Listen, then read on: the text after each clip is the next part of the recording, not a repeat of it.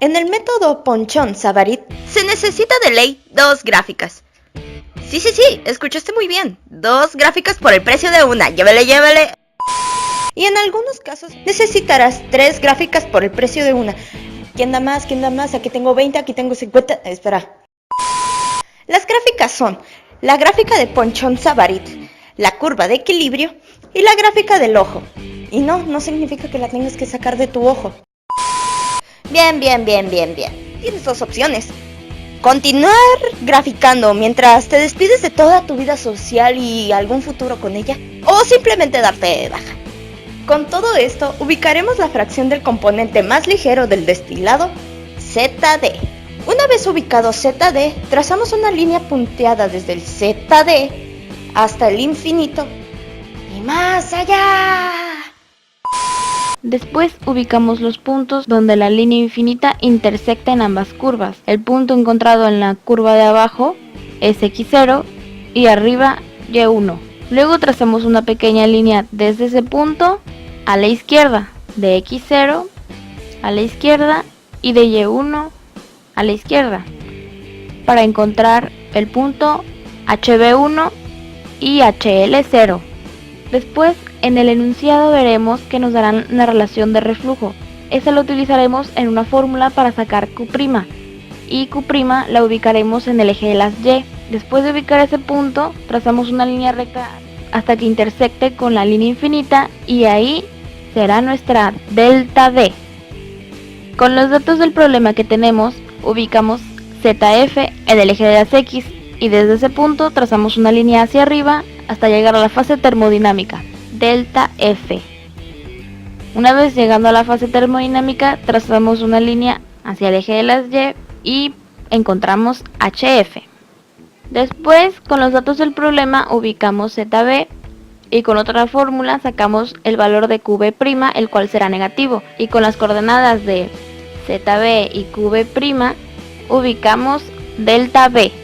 Finalmente, con nuestra grandísima regla T, trazamos una recta que intersecte con las 3 deltas. Pero, si esta no intersecta, pues date un balazo porque algo te salió mal y tendrás que hacer todo de nuevo para ver en qué te equivocaste. Después de obtener la línea recta que intersecte con las 3 deltas, ¡felicidades! Porque has llegado a la mitad del camino. Finalmente comenzaremos a trazar los platos. Para el primer plato usamos el valor de ZD y lo ubicamos en la curva de equilibrio, en el eje de las Y. Trazamos una línea recta desde el valor de nuestra primera Y hasta topar con la curva y de ahí hacemos una línea hacia abajo y leemos el valor de nuestra primera X.